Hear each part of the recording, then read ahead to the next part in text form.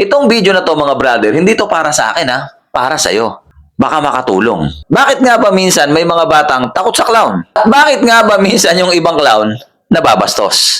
Tara mga brother, pag-usapan natin yan. Bago nga pala natin simulan tong video na to mga brother, no, gusto ko lang sabihin sa inyo na meron tayong kaibigan sa magic industry. Kung kilala nyo si Mardy D. Guzman, aka Mardy Almighty. Kasalukuyan nasa ospital siya ngayon ng Cavite at nangangailangan siya ng 12 bag na dugo.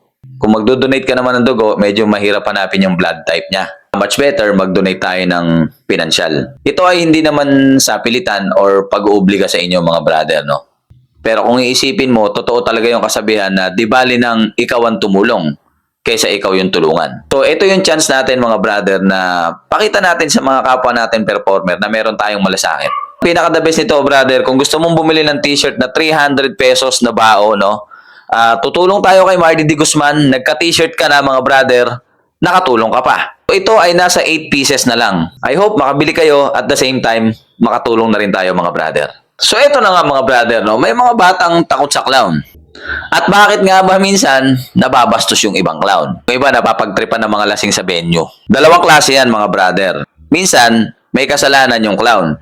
Minsan naman ang problema nandun sa mga kliyente. So papagitna tayo dito mga brother. May mga clown kasi mga brother na pag nag-makeup, hindi sila mukhang clown. Mukha sila nga atin ng trick or treat or Halloween party. Minsan nga mga brother, maganda pa yung costume ng mga umaaten ng trick or treat kesa dun sa totoong clown. Yung ibang clown, ang pangit ng costume. Gutay-gutay. Kung hindi naman gutay, kupas na. So ibig sabihin mga brother, malaki na kinita. Or kung hindi mong kumita yon, ilang tao na ang nagsuot ng costume na yon. Pinapasapasahan. Ang pangit ng wig. Yung ibang ang clown, walang wig. Kaya magtataka ka.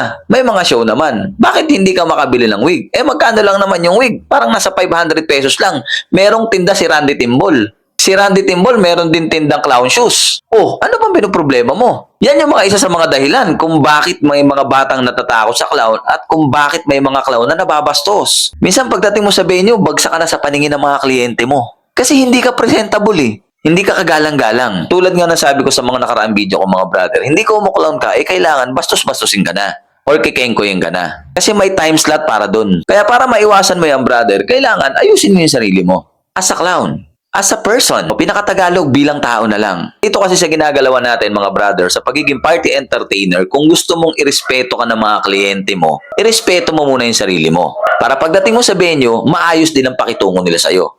Maging sa pananalita mo, hindi pwedeng salitang kanto. Ang salitang kanto, okay naman yan kung wala ka sa children's party. Kung mga tambay-tambay lang kayo sa Gedli, di ba? Pero kung nasa loob ka ng children's party, brother, iba yun. Kahit clown ka, kailangan presentable ka. Kaliin mo rin na pagandahin yung hygiene mo. Ano ba yung hygiene, mga brother? Mag-toothbrush ka, mag-candy ka, bumili ka ng pabango. Siyempre, dapat maligo ka bago ka umalis. Hindi yung pupunta ka ng party, amoy chiko ka. Yung hininga mo, amoy Marlboro. Siyempre, pag buga ng hininga mo at kinausap mo yung mami or bata, natural maaamoy yun. Kung ang paninigarilyo, ibisyo mo yan, pwede mo namang ilagay sa lugar, tol. Kasi may mga bata na matatalino, sasabihin nila, mami, yung hininga ng clown, amoy sigarilyo.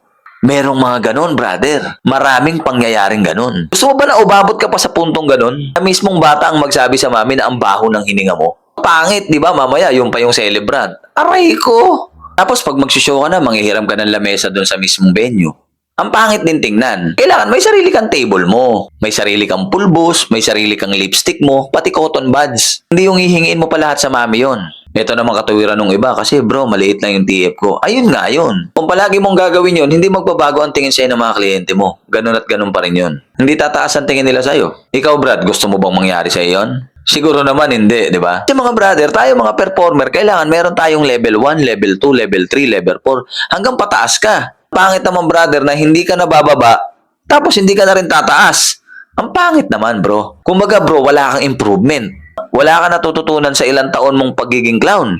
O di ba ang pangit? Kaya kailangan Brad, ayusin mo yung sarili mo para maiwasan mong matakot yung mga bata, mabastos na mga kliyente, maging na mga bisita. Ang clown, di ba, nag-MC rin, Master of Ceremony. So, kailangan sa pananalita mo pa lang, makuha mo na sila.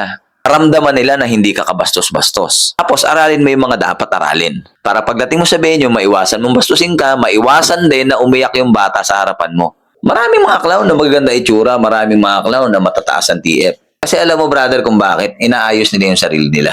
Kung sumasablay man sila, siguro bihirang-bihira yon. O baka nasa kliyente na yung problema. So mapunta naman tayo mga brother, no, na minsan ang kliyente ang may problema. Number one, mga brother, may mga kliyente kasi tayo, mommy or daddy, na sasabihin, ala, yun na yung clown, kakainin ka niyan. Minsan tumatatak sa isip ng mga bata, yun na yung clown, kakainin ako. So yun yung kinakalakihan. Kaya nagiging reason din yun, kaya yung ibang mga bata, takot sa clown. Hindi lahat kasalanan ng clown eh. Yung iba kasalanan ng kliyente. Yung iba, pag pumunta ka sa party, kalahati nagiinuman. Pagtitripan ka ng mga lasing, di ba? Ganun yung mga nangyayari. Yung iba kasi hindi marunong uminom ng alak. Kumbaga, basta malasing lang. So, ang nangyayari, yung mga lasing na yon, pagtitripan ka. Para sa mga kliyente, ma'am, sir, ang inuman dapat hindi hinahalo sa children's party. Dapat nakaseparate siya. Meron siyang cover, tolda, or sa loob ng bahay. Or pwede naman pagkatapos ng children's party, saka kayo mag-inuman. Merong mga ganon, ginagawa yung ganon, na pinapatapos muna yung children's party bago ang inuman. Yung ibang tao, pag nakainom na, iba na yung ugali, iba na yung nasa isip, di ba? Kumbaga sa madaling sabi, nagmamaoy na. Ma'am, sir, naapektuhan din yung program ng children's party ng birthday ng anak mo. Sayang naman. Kaya kung meron ka mga kamag-anak na gusto nang uminom, pag-inumin mo sa loob ng bahay o sa likod ng bahay nyo para makapag-perform yung clown ng maayos. Madalas na madalas mangyari yan mga brother sa mga residential area. May mga magulang kasi na may pambayad lang talaga pero hindi nila alam yung flow ng program. Kaya importante yung mga clown na maaga pumunta sa venue para makausap mo yung mga magulang ng celebrant at maipaliwanag mo kung ano yung magiging flow ng program mo. Para pag start ng show, maayos yung magiging flow nun. Pwedeng maiwasan yung mga ganong pangyayari. E di magiging maganda yung performance mo. May mga kliyente na sigaw ng sigaw, woo, alam ko na yan, nakita ko na yan. Sa totoo lang, hindi naman dapat sabihin yun kasi nadidistract yung performer. Pero hindi mo maiiwasan yun eh. Lalo na pag lasing. Isa pa mga brother, may mga kliyente na hindi talaga papakainin yung clown. Meron naman mga client na talagang pakakainin muna kayo bago kayo mag-start. Pero hindi lahat gano'n ha. Iba-iba kasi ugali ng tao eh. Pwede mo rin taasan ng konti yung TF mo. Pumasok din sa isip ng kliyente na hindi ka basta-basta clown. Hindi ka mumurahin. Parang ganito lang yan. Pag namili ka sa Tiangge, bumili ka ng mumurahing gamit, syempre wala ka naman pakialam kung masira yan eh. Kasi mura lang. Minsan kasi ganun yung nagiging tingin ng kliyente sa clown eh. Pag nakuha nilang mura, oh, mura lang naman. 800 lang naman yan. Okay lang, bayaan mo sila dyan. Kaya nyo na yan. Syempre, ikaw naman, wala ka namang ibang alam na trabaho. Wala ka namang source of income na iba. So kakagatin mo yon. Sa part naman na yon, problema mo na yon. Ganun talaga ang buhay. Kaya sa lahat ng mga kaibigan ko na clown na nagsisimula pa lang, at saka sa mga tumagal na, pwede nyo i-apply to sa sarili nyo. Malay nyo, mag-work. Maging presentable ka, mabango, malinis, maayos ang costume, mabango yung hininga mo. Ibig kong sabihin, brother, gastusan mo na, nandiyan ka na eh. Tapos pag uwi mo ng bahay nyo, doon ka na magwalwal, doon ka na magyosi. Sagarin mo, hanggang ma-overdose ka. Muli, maraming salamat sa panonood ng video na to at kung mahilig ka sa mga ganitong topic, mahilig ka sa mga ganitong content, pwede mo kong i-like, i-share, and i-follow na rin. Ako to si Jeffrey De Los Reyes at ito ang magic na walang daya, konti lang. Woohoo!